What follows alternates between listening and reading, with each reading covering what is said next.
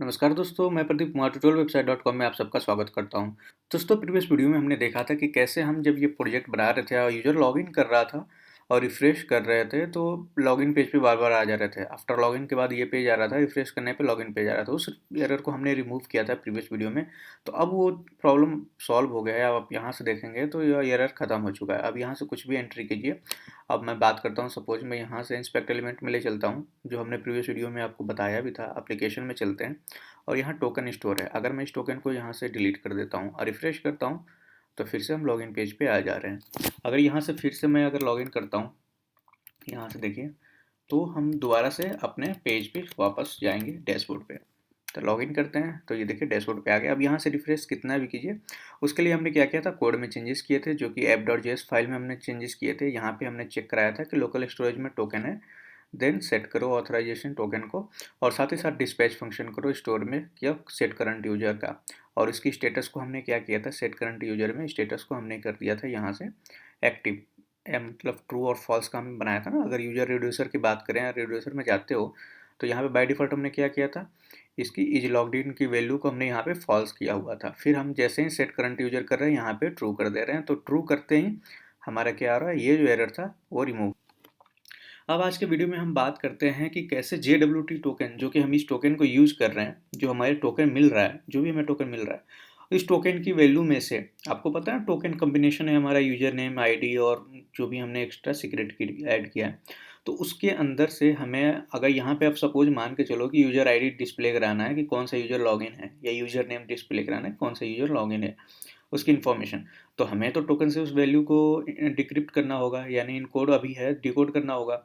तो फ्रंट से हम कैसे करते हैं, रिएक्ट में हम कैसे JWT का यूज करेंगे उस वैल्यू को फाइंड आउट करने के लिए जो हमारा टोकन के अंदर है। तो चलिए स्टार्ट करते हैं। इस वीडियो को स्टार्ट करने से पहले बताओ, चैनल को सब्सक्राइब नहीं किया तो काइंडली सब्सक्राइब कर ले। सब्सक्राइब करने के बाद बेल आइकन पे क्लिक करना ना भूलें।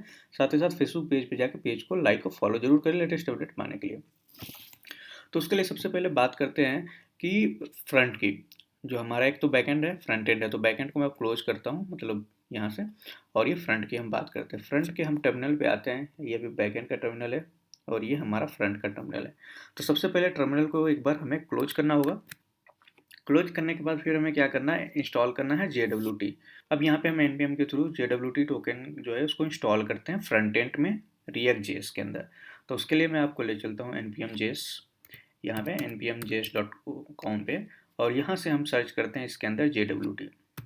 तो यहाँ से आपको मिल जाएगा इंस्टॉल करने का तरीका क्या है। तो ये देखिए JWT का जेसन वेब टोकन, ये रहा नीचे, इसके जो नीचे है JWT नोड नहीं, जेसन वेब टोकन आपको इंस्टॉल करना है। तो जेसन वेब टोकन पे हम क्लिक करेंगे तो ये देखिए इंस्टॉल करने का आपको तरीका मिल जाएगा। तो सिंपली इसको कॉपी कर लेते हैं हम यहाँ से और वापस चलते हैं यहाँ पे और पेस्ट करके इंस्टॉल कर लेते हैं। थोड़ा सा टाइम लेगा इंस्टॉल होने में, तो वेट करते हैं तब तक। ये देखिए यहाँ पे इंस्टॉल हो चुका है हमारा JWT इसके अंदर। ठीक है, अब इसको क्या करते हैं, इसको रन कर देते हैं। npm स्टार्ट करके हम अपना फिर से रिएक्ट की एप्लीकेशन को रन करते हैं। तो जैसे रिएक्ट एप्लीकेशन स्टार्ट होता है, अब यहाँ पे हमें क्या करना है, JWT टोकन को यूज करना है ना, बेसिकली फ्रंट के अंदर जो हमारा टोकन मिल रहा है हमें। अगर हम यहाँ पे चले फिर से रिडक्स के अंदर, कंपोनेंट ओपन होने देते हैं। ठीक है, तब तक हम इसमें फाइल्स में चलते हैं। अपने रिडक्स के अंदर आते हैं, एक्शंस के अंदर, जो कि है यूजर एक्शन, जिसके अंदर सबसे पहले हम बात करते हैं, हमने यहाँ से किया था टोकन को पास। तो हमें क्या करना है, डिस्पैच में सेट करंट यूजर में अब टोकन पास नहीं करना है, टोकन के अंदर से जो हमारी वैल्यू है डिकोड होने के बाद उसको पास करना है। तो सबसे पहले हम क्या करते हैं, यहाँ से console.log में हम देखते हैं कि अब जैसे यहाँ से console.log, और जैसे ही करंट यूजर सेट होगा तो यहाँ पे JWT टोकन का पता चल जाएगा। तो JWT टोकन यूज करने के लिए सबसे पहले वो ऊपर में यहाँ पे रिक्वायर भी करना होगा, मतलब इंपोर्ट करना होगा। तो इंपोर्ट करते हैं, import JWT from JWT Jason web token. ठीक है, यहाँ से हमने कर लिया। अब यहाँ पे इसको हमने ऑब्जेक्ट ये नाम दिया है, तो कॉपी करते हैं, नीचे चलते हैं, और आपको पता है JWT टोकन यूज करने का तरीका हमारा पहले से क्या है। सिंपली हम क्या लिखते हैं, JWT डॉट डिकोड, ऐसे लिखेंगे, और डिकोड के अंदर हम अपनी टोकन जो भी वैल्यू आ रही है उसको हम पास करेंगे। अभी हम कंसोल में करा रहे हैं, अभी हमने यहाँ से पास नहीं किया है। अब कंसोल में एक बार प्रिंट करके एक बार दिखा देते हैं आपको, उसके बाद हम बात करते हैं। तो अब यहाँ पे एप्लीकेशन रन कर रहा है। कंसोल में हम चलते हैं पेज के ऊपर। अब हम यहाँ पेज को रिफ्रेश करते हैं, तो आप देख रहे हो यहाँ पे कोई भी इन्फॉर्मेशन आपको नहीं दिख रहा है। अब इसके लिए सबसे पहले एप्लीकेशन में चलते हैं और यहाँ से हम इसको करते हैं डिलीट और रिफ्रेश करते हैं पेज को। क्लियर।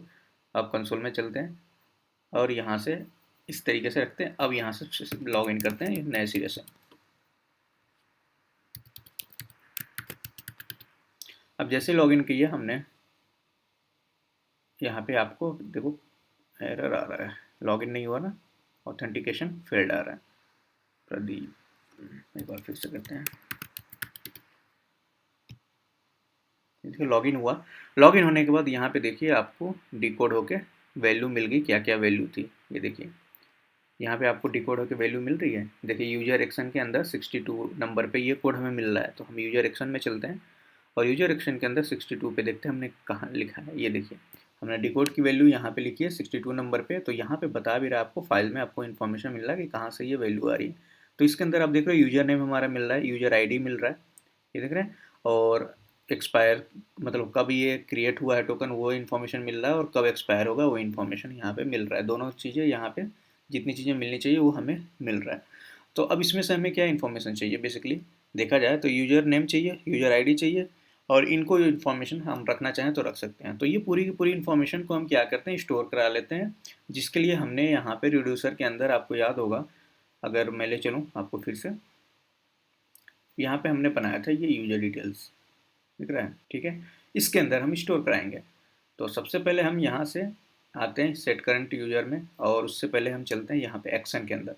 अब ये जो डी कोड वाला कंसोल में जो हमने लिखा था, इसको मैं कंसोल को यहाँ से ऐसे करता हूँ, और ये जो डी कोड वाला कोड है इसको कॉपी करते हैं और इसको पेस्ट कर देते हैं इसके अंदर। जो टोकन देखिए यहाँ पे सेट करंट यूजर में पहले हम टोकन पास कर रहे थे, अब डी कोड करके उसकी वैल्यू पास करेंगे। तो ये वैल्यू यहाँ पे मिलेगा, ठीक है। यहाँ से हमने पास कर दिया, फिर ये हमारा जाएगा एक्शन के ऊपर जो कि रिड्यूसर के अंदर हमने किया है, और ये वैल्यू आपको पेलोड से मिल जाएगी किसके अंदर, यूजर डिटेल्स के अंदर। तो अब ये यूजर डिटेल्स के अंदर से आप वैल्यू गेट कर सकते हो।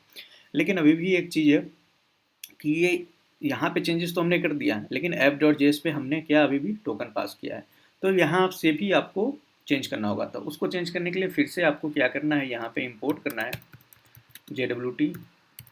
हम यहाँ पे लिखते हैं import JWT from Jason web token, ठीक है, जेसन वेब टोकन। यहाँ से हमने इंपोर्ट कर लिया फिर से। अब यहाँ से फिर से इसको कॉपी करते हैं और यहाँ पे चलेंगे, और ये जो लोकल स्टोरेज सिंपल ऐसे लिखा था इसकी जगह हमें अब लिखना है JWT.decode, और डिकोड के अंदर अब वैल्यू जाएगी ये लोकल स्टोरेज वाली। तो यहाँ से ये टोकन मिल जाएगा, तो अब डिकोड होगा यहाँ से भी। अब इस पेज पे जाते हैं, रिफ्रेश करते हैं यहाँ पे, तो यहाँ पे देख रहे हो वैल्यू मिल रहा है। अगर मुझे अब वैल्यू यहाँ पे डिस्प्ले कराना है, क्योंकि अब स्टेट में वैल्यू अपडेट हो रहा है, यहाँ से जो भी वैल्यू अब जा रहा है स्टेट में अपडेट हो रहा है। क्लियर। अब उसके लिए मैं हेडर में चलता हूँ यहाँ पे। तो आप ये देख रहे हो हेडर में अभी स्टेट की वैल्यू अगर गेट करनी हो बेसिकली, तो हम क्या कर सकते हैं, या तो हम यूज स्टेट का यूज सिलेक्टर का यूज यहाँ पे कर सकते हैं, ठीक है, या फिर हमने जैसे पासवर्ड कंटेनर के अंदर ये जो यूज़ किया था ना, ये कनेक्ट का, इसका यूज़ कर सकते हैं। तो हम सब क्या करते हैं, कनेक्ट का यूज़ करते हैं। तो यहाँ से सबसे पहले कनेक्ट को इम्पोर्ट कर लेते हैं हेडर के अंदर ऊपर में, पहला काम।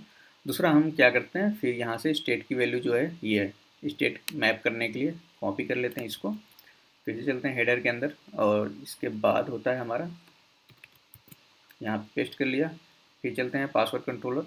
अब यहाँ से इस तरीके से कनेक्ट के अंदर हम क्या पास करते हैं, इस तरीके से। देन हम अब जो भी हमारा फंक्शन का नाम होता है, तो हेडर के अंदर गए, और यहाँ से डिफ़ॉल्ट के बाद हमने कनेक्ट फंक्शन, और उसके बाद हमारा होगा हेडर हमारे अगले कोर्स के अंदर। क्लियर, ऐसे ही होता है। अब यहाँ पे हमें क्या गेट करना है, हमें गेट करना है यूजर्स के अंदर से हमें यूजर डिटेल की इन्फॉर्मेशन चाहिए। तो यूजर डिटेल की इन्फॉर्मेशन के लिए हम फिर से चलेंगे हेडर के अंदर, और यहाँ पे मैंने लिख दिया यूजर डिटेल्स, ठीक है। स्टेट के अंदर से अब यहाँ पे मिलेगा यूजर ऑब्जेक्ट के अंदर से हमें मिलेगा यूजर डिटेल्स। क्लियर। अब इसके नीचे के सारे इन्फॉर्मेशन मैं हटा देता हूँ, और ये मैप डिस्पोच हम इसको यहाँ से रिमूव करते हैं। यहाँ तक क्लियर है।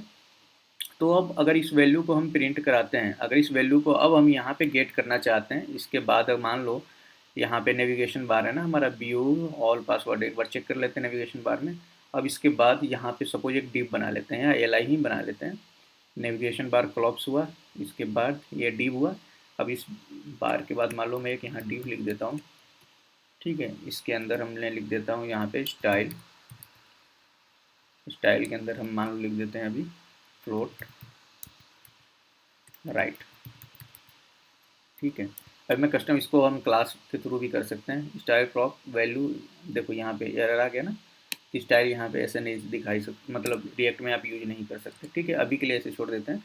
और यहाँ पे मैं क्या चाहता हूँ, करली ब्रैकेट के अंदर मैं यहाँ पे स्टेट की वैल्यू जो यूजर डिटेल्स है उसके अंदर से, आपको मैंने दिखाया था कि यूजर डिटेल्स के अंदर हमारा यूजर नेम जाएगा, यूजर नेम में हमें वो डाटा मिलेगा। अगर आपको याद होगा कंसोल में अभी मैंने जब किया था वैल्यू तो वो आपको दिखाया था।